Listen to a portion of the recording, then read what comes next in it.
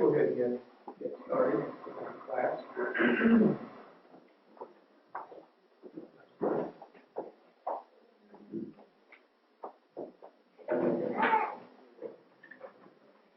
Okay, thank you, Sharon. The thing that we're working on in this class is things that will prepare us for the foundations class to begin in June. What we're studying now is not what we will be studying in June. This is just preparation for that time. If we didn't study this now, though, then we would have to study. So, the first thing that I want to do is to be sure that every single one of you can, without undue effort, name all 17 periods of Bible history. Now, that is very, very important. How many of you feel that you could do that? Okay, all right. Then we need to work on this more. Because obviously a lot of you don't feel it. So, I want to go over it again, and this time what I'm going to do is link them together like I did at first. Now, those of you that already know it really well, it just reinforce it for you. But those of you who do not know it, we really need to work on it so you do know it. Now, I am perfectly willing for you to write it down. As time goes along, we will hand out material that will have it on it. But remember that we are not aiming to have it written down. We're aiming to have it in your mind. So, that's where it's got to be. Okay? So, the first period, we start out and we begin to think about the whole Bible story. We could say before the flood and after the flood. That'd get it all. Because everything's either before the flood or after the flood, except the flood itself. Maybe. But before the flood, that's our first period. And when you think before the flood, then let that lead you to think next. Well, if you've got before the flood, then the thing that comes before the flood is the flood. Now, that's not hard, is it? Don't you agree? We got that made. All right, so we got before the flood, then the flood. And Michael did real well. I saw the video. The only way that I have of linking those together, and I don't need the link anymore. After a while, you won't need the link anymore. But right now, if you need the link, this is the best one that I can come up with. Think of the ark settling on top of Mount Ararat, over 20,000 feet in height. Now, they're not going to be able to stay over 20,000 feet in height on top of Mount Ararat very long. So the family comes down out of Mount Ararat. And as they come down out of Mount Ararat, the population grows, and over the years, they take their time until finally they come down into the Mesopotamian Valley. They come to the land of Shinar, and there they say, let us build a tower whose top will reach to the heavens, so that we can be one people and have a great name for ourselves. And God did not want that, and therefore He scattered them. And so the Tower of Babel is the occasion of the scattering of the peoples. So here we have before the flood, and then the flood, and then the scattering of the people. Now these are the three basic periods that you have in chapters 1 through 11 of Genesis. Okay? Now, how many of you think that you can handle before the flood and scattering the people? All right, I think we've done about 100% on that. Okay. Now let's add one to that. Following the scattering of the people, the various families of the earth scattered, the descendants of Canaan, the descendants of Ham, including Canaan, and the progenitors of Egypt and Libya and a lot of other countries, moved to the south, primarily. And the descendants of Japheth primarily moved to the north, and then to the east and west. The descendants of Shem tended to stay more in Mesopotamia and in the Arabian desert to the south and so on. And so it was from Shem's descendants that we have Terah and Abraham living in Ur of Galilee. And this leads us to the fourth period, which is the patriarchs. The patriarchs. Abraham, Isaac, and Jacob. Has everybody heard of Abraham, Isaac, and Jacob? Why, certainly. Everybody's heard of Abraham, Isaac, and Jacob. So that means that everybody now knows the fourth period. Because who were these men? Patriarchs. Patriarchs. Did you have these patriarchs before the scattering of the people? No, they're after the scattering of the people, because you didn't have the distinction in the families of the earth until after the scattering of the people. So there we've got the four periods now, and these cover the whole book of Genesis. So now you've got the book of Genesis outlined. Everybody knows these four periods. All right, now one of these patriarchs had a son named Joseph. And what happened to Joseph? He was sold where? To Egypt. Now let Egypt be the thing that's on that rings your bell. Egypt. When the book of Exodus opens, where are the children of Israel? They're in Egypt. They're in the condition of slavery, but they're in Egypt. Question, how did the Israelites get to be in Egypt? The link, Joseph was sold into Egypt. There's your link. And during the time of famine, the family of Jacob, or Israel, moved down into the land of Egypt, and they stayed there until they exited in the time of the Exodus. So, Joseph is the link. What period is Joseph in? Patriarchs. That's the fourth period. Joseph is the link between that and the next one, which is the Exodus. The Exodus.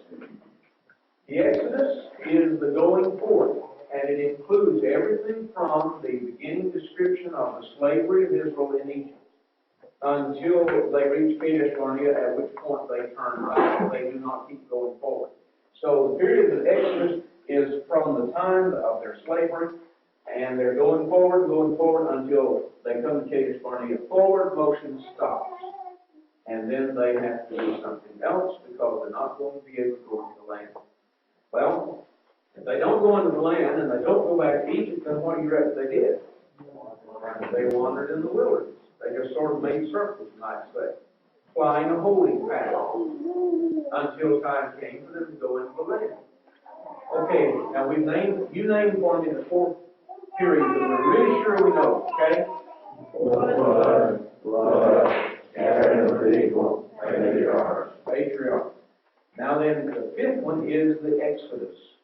The Exodus. And just let your mind remember that from the patriarchs, we close with the Israelites moving down in Egypt. That eases us, moves us right into the next period, the Exodus. And then the Exodus, till we come to the end of forward prophets. Then what period? Wandering in the wilderness. They wander in the wilderness until something happens. You know, I mean, if something hadn't happened, they would still be wandering in the wilderness today. They're not still wandering in the wilderness today. Something happened. What happened to bring it into wandering in the wilderness? Right. They went into the land. Right. They went into the land. So let these things link themselves together. You may have only known before how to memorize, just coldly memorize this. That's very difficult to do. You do it. It's very difficult to keep it in mind just on and on and on. But if you link things together, then it's much easier to remember. You see the relationship between them, and you can go forwards, you can go backwards as easily as you can forwards, because you're looking at the relationship between them. So, the wandering of the wilderness gave way to the invasion and conquest of the land. Once they went in and invaded and conquered the land, what did they then do with the land? They divided the land up amongst the tribes. Now, here we come to the link. Here we come to the link for the next period. Because when they divided that land up amongst all the people, then everybody had their own farm, so to say.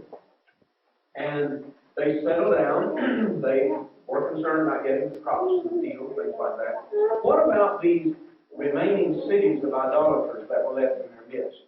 They were supposed to get rid of them. Did they do that? No. They left the idolaters in their midst. Now then, you see, we got all this together. They invaded, conquered, divided the land, settled down, left the idolaters. This is setting the stage for the next period, which is the judgment. The reason it sets the stage for the next period is because when they began to dabble with the idolatry of their neighbors, then God removed his protecting hands from Israel, and he would allow them to fall into the hands of their enemies. And their enemies would oppress them. They would come in and do battle with them. They would put heavy taxes and tribute upon them. And then the children of Israel would get to thinking about, why is this coming upon us? And they would say, it's because we've forsaken the Lord. And then they would repent of their sins. They would call on the Lord, and the Lord would send them a what? A judge. So let that be your link then, that you got the invasion and conquest of the land that gives way to the judges. The judges. Now, right now, we don't all know the names of the judges, but here's something we all need to know. And that is, who is the last judge? Now, before you say that, how many of you think you know who the last judge is? Give me an indication. All right, now that's pretty good. That's pretty good. Okay, now let's say, who is it? That's right.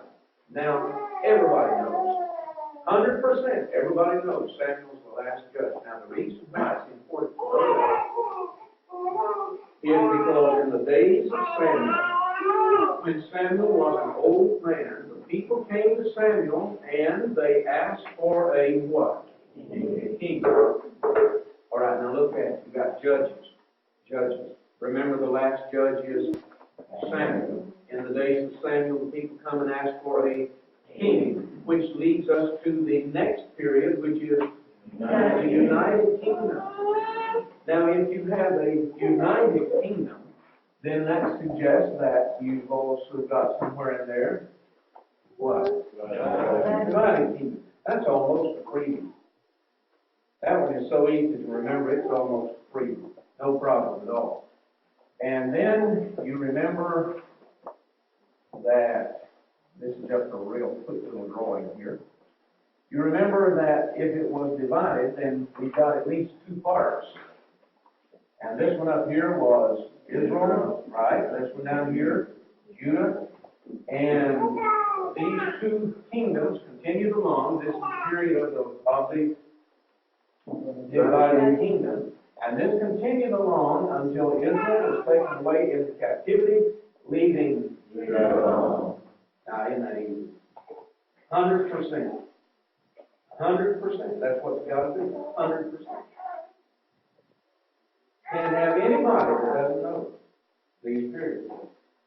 Wonder how we're coming along. Let's name them all up through Judah alone. All right? Flood, scattering the people, patriarchs, Exodus, wandering in the wilderness, invasion and conquest, judges, United Kingdom, divided kingdom, Judah alone. All right, that's correct. You sounded like you had such confidence. That's great. Well, Judah alone. Now then, you think, well, is Judah alone still there today? No, something happened to Judah alone. Judah alone did what? Right, carried away into captivity. So they go into captivity, and then you think, well, are they still in captivity? No, but what happened there? They returned. This part is so easy, isn't it? To me, once you get United Kingdom, well, then you got divided kingdom, well, then you got Judah alone, well, then you got captivity, and then they come back. Pretty easy. They come back. Okay, so here they come back. This is return. And after the return, they are given a time, a trial, so on. They really just they still don't measure back up to what God's plans were. So what does God do about His Word for a time? Silence. The years of silence for about 400 years. The years of silence. This follows the return. Now think about it like this. Here they were guilty of sin and idolatry. They're taken away into captivity to learn their lesson. They come back. They don't fully learn their lesson. So what does God do? He says, well, I'm through until I'm ready to bring my son. The years of silence. And that will help you to remember that. The years of silence. Well then, After the years of silence, and I always in my mind picture that as kind of just a dark period here, and then flip, there the light comes on, and the light comes on in connection with the life of Christ.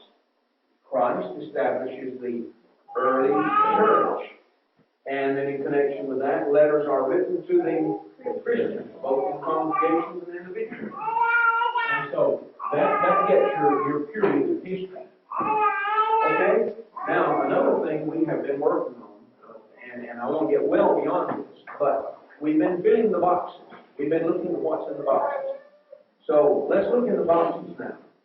We should have the boxes in mind by now. Now let's see what's in the boxes.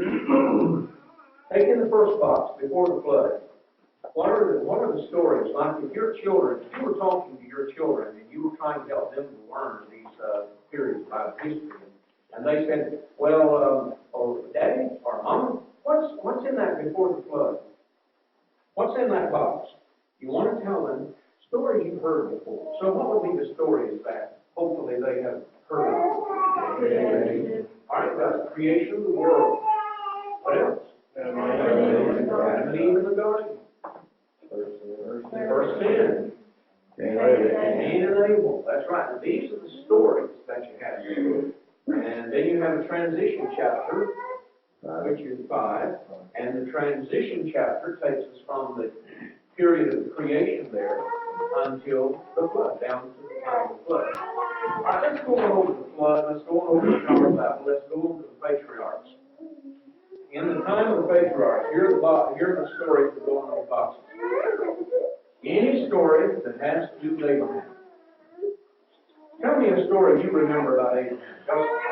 I don't mean narrate the story. I mean just give me the topic of the story. What's the story you remember about Abraham? Offering Isaac. Abraham offering Isaac. Goes in this period. Abraham and Abimelech. The lie that he told to Abimelech. Yeah, that's Abraham and Lot. 3 visitors. The 3 visitors that came to Abraham's tent. Yes, these stories are the stories that go in this box. Anything about Abraham's own life go in this box. Then you have Isaac. Well, you have the story of Rebekah as she was expecting her twins and the communication with God about that. You've got the story of Esau setting his birthright falls within the time when Isaac is predominant in the narrative.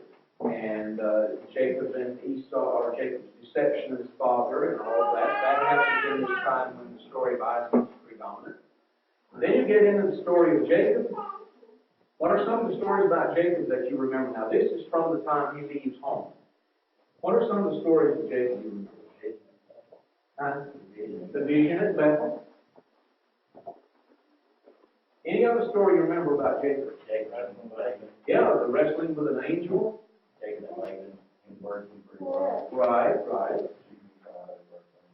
Okay, now that happened when Isaac was, when the story was still predominantly about Isaac.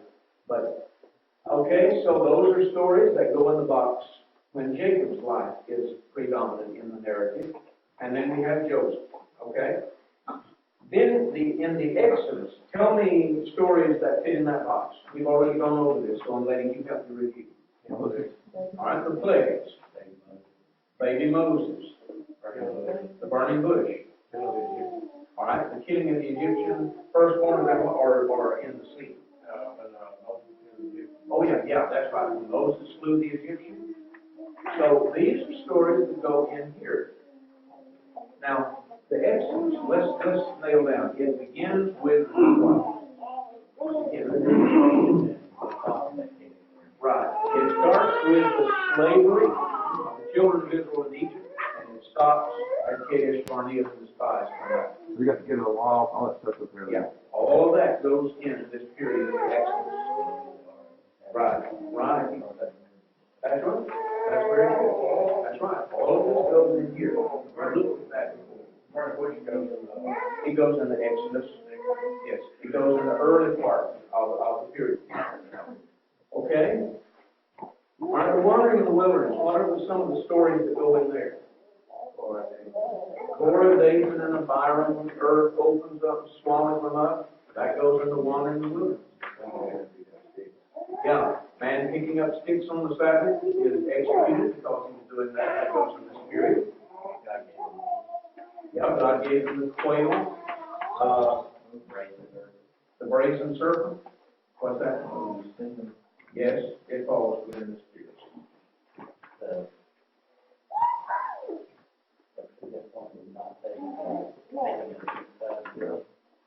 Yes, it goes in the spirit. Yes, the taking the east side of the river. Yes, yes, the story of Balaam. Yeah. Okay, so those are stories that go in here. And then in the invasion and conquest, you've got stories like Rahab, Jericho being taken, the story of Achan, the defeated Ai, Caleb. Caleb saying, give me this mountain. The story of the Gibeonites. The story of the Transjordanic tribes, as they go back home, they build an altar, and there's almost a battle over that. Then you have the Judges. And you have Ehud. What can you tell me about Ehud? Left-handed man. Famous fact about Ehud, left-handed. Othniel, Ehud, Shamgar, Deborah, the woman judge. Gideon, yeah. The 300, the army of 300. Gideon, Abimelech was a leader, not a judge in the spirit. He caused more trouble than he worked. No, that was Jephthah. All right, let's see. Abimelech, Tola, Jair, Jephthah, Ibzan, Elon, Abdon. About the main thing we're told about Tola and Jair, and Ibzan, Elon, Abdon, is how many children they had and how many donkeys their son drove and stuff like that. No actual story about them. What judge is the most famous judge to you? The most well-known judge? I figure probably Samson may be the best-known judge, and that is because of the assassination of the strength. So that story goes in here.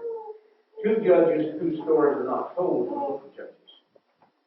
Eli and Samuel. Right. Who was the last judge? And in his days, the people asked for a king. We have the United Kingdom, and who are the three kings that go in the spirit? So any of the stories about these three kings go in here. We learned the last time a way of summing up the life of Solomon. And I'm sure we just stumbled into it by pure accident. We came up with 4 W's that summarize the life of Solomon. What are they? Wisdom,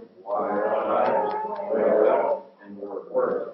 Maybe not necessarily in that order, but whatever order works for you. 4 W's. Now here's another little tidbit.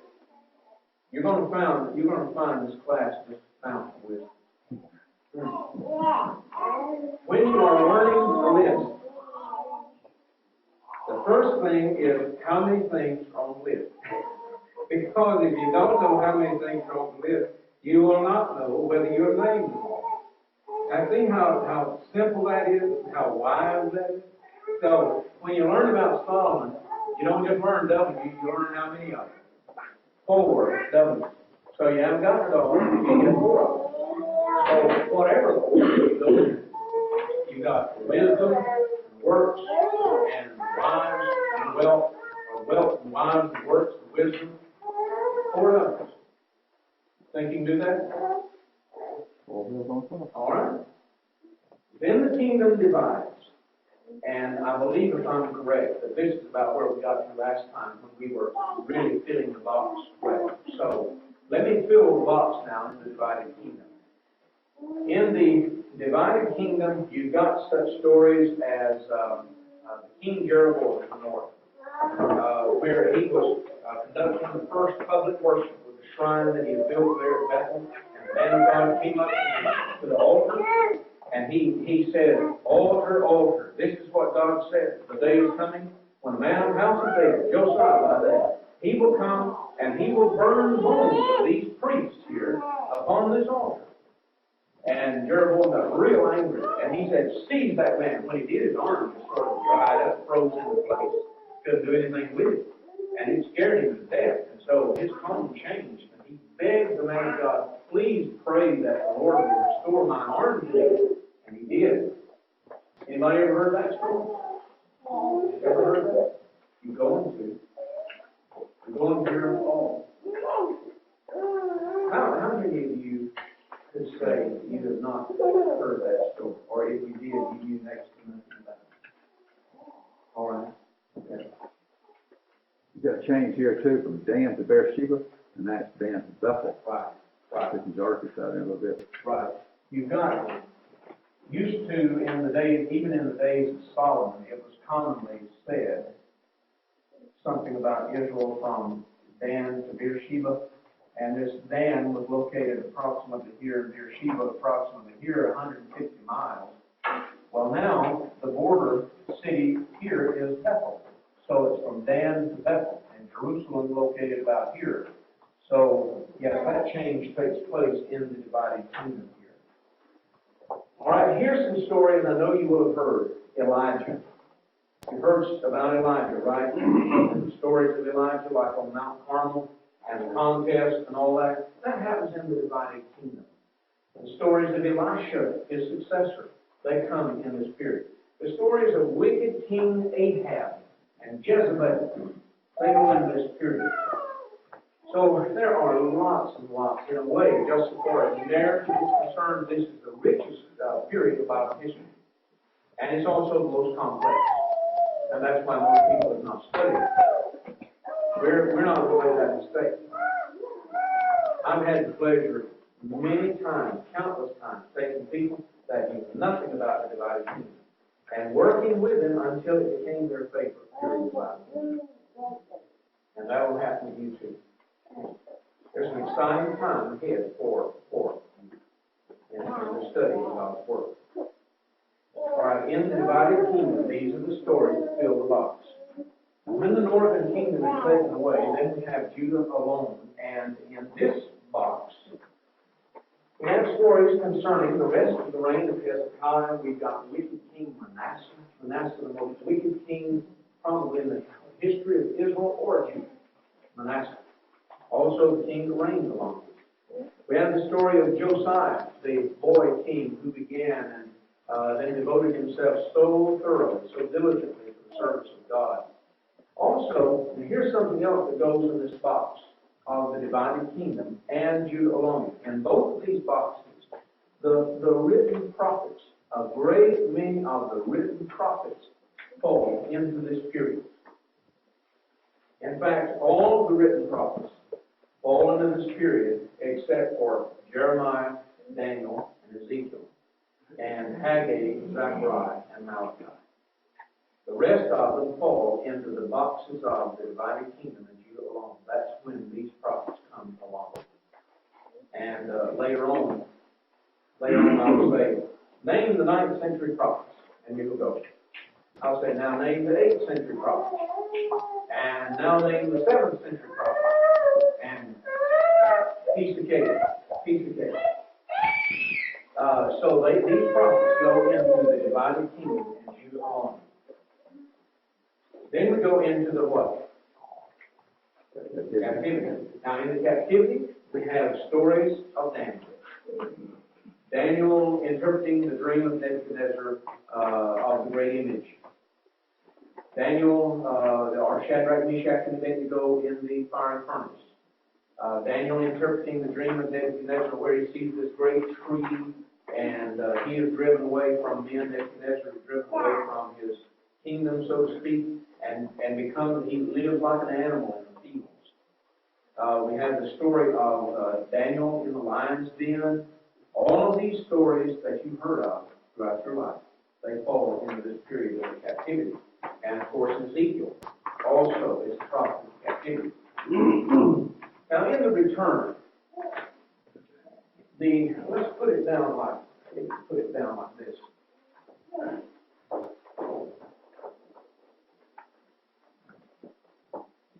Now some people talk about 3 returns. It depends somewhat on how you define what a return is. The first return was under a man named Zerubbabel, and the high priest was named Jeshua, and they came back to rebuild the temple of God. And this return was in 536. They came back and got started on rebuilding the temple, and hardly had they gotten started when their enemies stopped them and kept them stopped. And then the Jews kind of settled down and they were content to be stopped. Until 520, and then two prophets rose up, Haggai and Zechariah. And they rose up and said to the people, you have not done what the Lord brought you back here to do, and that's why things are not going well with you. You need to get up and rebuild the temple. So they did. And so by 516, they had the temple rebuilt. So this is the first return. Then some years go by. And before the next return, we fit in the story of Esther. Now, Esther did not come back from captivity, but she goes into this period that we're calling the return. She fits, her story fits between the return led by Zerubbabel in 536 and the next return that came in 458. Let me just erase that so you won't be able to see it. Now, if at this point you're saying, I didn't get all that. What have we been telling you? That we're going to do it again. Very good. That's right. All right, so then the second return is under Ezra, and that was in 458. And both under Zerubbabel and Ezra, a large number of people came back with him. Around 50,000 with Zerubbabel, and 3,000 or 4,000 with Ezra. And when Ezra comes back, he is working to purify the worship of the people and to restore their relationship with God. Not long after Ezra, and this is why, to me, it makes more sense. Instead of saying a third return, I just do like this. Nehemiah came back in about 445, and he and Ezra worked together. They were contemporaries. And then there was one of the prophets, and that is Malachi, in 432. And so these are the characters, the ones that I mentioned to you. These are the characters who make up this period of the return. They are Zerubbabel and Jeshua, Haggai and Zechariah, Esther, Ezra, Nehemiah, Malachi. Now let's try that again. All right, now listen. The only problem in saying Zerubbabel is knowing when to stop. Knowing how many Zerubbabel to put in. Zerubbabel.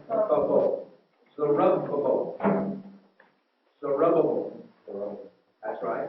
And if you feel more comfortable with it, you can say Sheshbazzar. That's another name. You prefer Zerubbabel. Okay.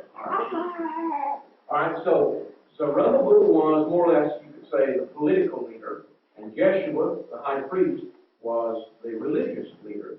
And Jeshua is just a modification of Joshua. So you've got Zerubbabel and Jeshua. Then the two prophets that rose up to stir the people up to finish building the temple. They were Haggai and Zechariah. Then you've got a skip of some time in there till about 485 or so. And then you have the story of Queen Esther. Then you've got a little more time goes by, and you have the return under Ezra. And in connection with Ezra, we have Ezra, and then a few years later Nehemiah, and a few years later Malachi. How many is that? How many names is that altogether? 8. All right, we've got Zerubbabel, Jeshua, Haggai, Zechariah, Esther, Ezra, Nehemiah, Malachi. We've got 8 names. And these 8 names are, as far as I'm concerned, it's easy to group them in 3 groups. First group consists of Zerubbabel, Jeshua, Haggai, Zechariah. Second group, Esther. And you can put Mordecai with that because he was very, very important in the story of Esther. And then you come to the third grouping, which is Ezra and Nehemiah and Malachi. Now, those are the stories, those are the people that go into the return. In the years of silence, We don't have any Bible story as such that goes in that period, for the very reason that it's the years of silence, right? But it's interesting that Daniel, especially in Daniel 11 and 12, Daniel prophetically gives almost a blow-by-blow, event-by-event prophecy of this period, especially later on in the days of the Maccabean revolt. But we won't go into this period right now. We'll wait until later to show this pops up a little bit more. Because of the life of Christ, and I think that probably you're most familiar with those stories, the stories about Jesus. So I won't take the time to go into all of those, just, you know, that those are the stories that go into this box. Early church, stories and acts. Any story in Acts goes into. And then the letters to the Christians. This covers all of the epistles, even including the Revelation, which was the 7 letters to the churches of Asia. And so we're going to even include it just for convenience. I'd say that our first phase of this study is over. We're ready now for phase, whatever it is, 2 or 3. It's time for us to open the Bibles and set our cloud with the people. But how much time do we have left? About 10, good. All right, I'd like you to open your Bible with me now, and this is going to be the next phase of our study.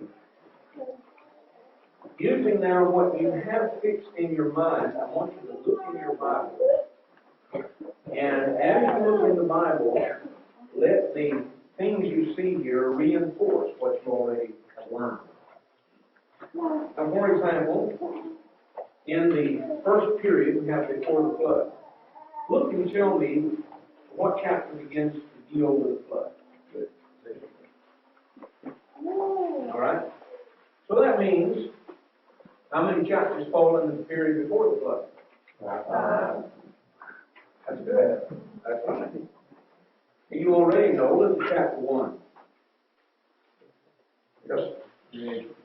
And see, just let your mind, let your eyes survey that chapter and see that. And that's exactly what. In fact, the way the first chapter deals with it is, in how many days God made the heavens and the earth? All right, 6 days, and on the 7th day He rested. Yes. And then in the second chapter, the emphasis is on God creating man out of the dust of the earth and preparing the Garden of Eden, and then making woman out of the rib of man, chapter 2. Chapter 3, what's that about? Okay. The serpent enters the garden, tempts Eve, the sin occurs, they are expelled from the garden. See, just learn to scan something. Learn to scan something. You do that by glancing down and sort of knowing a little bit what you're looking for, like serpent, garden, words like die, things like that. And chapter 4, and then chapter 5. All right, take a good look now at chapter 5 so that you know what you've seen and look at it on your page. It begins with Adam, and it goes all the way down to Noah, and says, and then Noah begat Shem, Ham, and Japheth. Next, what period do we have? We have 6, 7, 8, 9, and you want to include 10, the genealogy. Right. Does it make more sense to you to include 10 in the period of the flood as a transition chapter, or does it make more sense to you to include 11? That's right. That's what it did in the first period. As time goes along, you feel free to do it the way that makes most sense to you.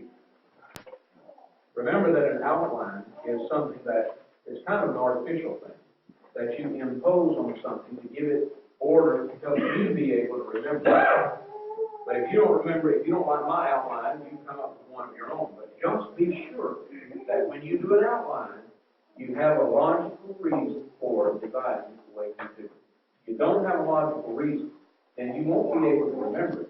And the outline will not be of much help to you either.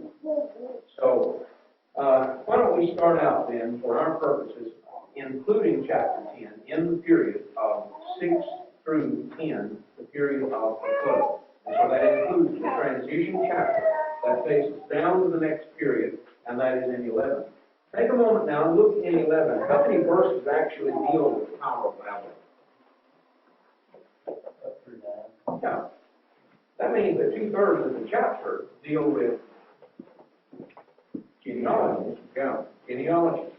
And so I've used the expression fast forward, and I think that's a good thing, a good way to remember it. So you've got 5, 10, and the last 2/3 of 11 serve as fast forward. They serve as a speedy transition from one period to the next. Okay, now then, look in 12. This is the beginning of the story of Abraham, even though he is mentioned at the close of chapter 11. You will find, if you're as human as I am, you will find that when you try to break down Scripture into chapter and verses, it will be much more difficult for you to remember all of the verse notifications. It will be a lot easier to remember the chapters. That's the reason why we don't say, we're going to start the life of Abraham at chapter 11, verse 27. I mean, you've only got just that little, tiny little section there anyhow. And it'll be a lot easier to remember if you just say that the life of Abraham begins in chapter 12. So, chapter 12, here you have all these stories about Abraham. Look at chapter 25.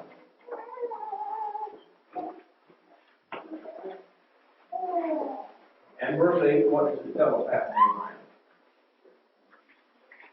to Abraham? So that's a pretty certain way that, Sarah is over. But we're not necessarily going by when they died. We're going by when their life is predominant in the narrative. Beginning in chapter 25 as well, we have the story of Isaac. And you see in chapter 26 and 27, on over into chapter 28. Now look at chapter 28. In chapter 28, verse 1, who called whom?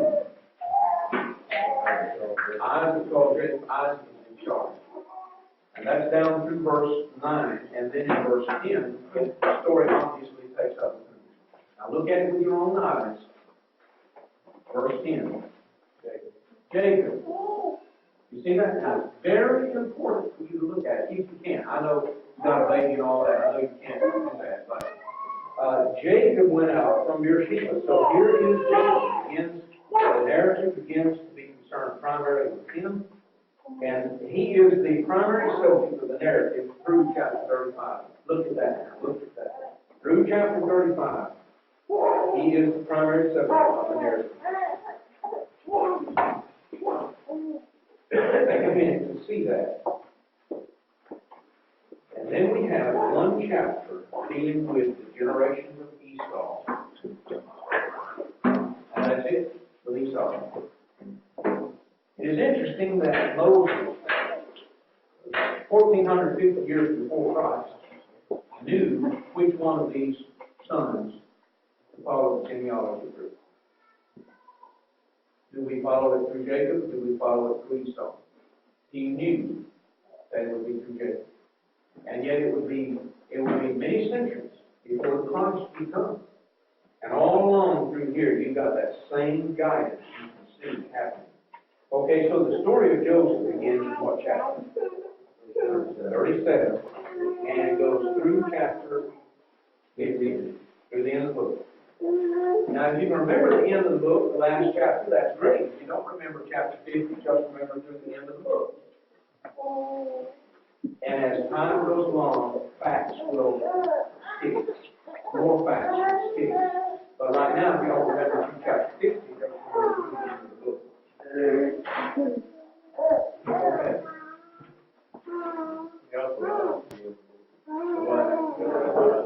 Yes, that's right. That's right. The story of Joseph, they embalmed him so much in the book. All right. There we go.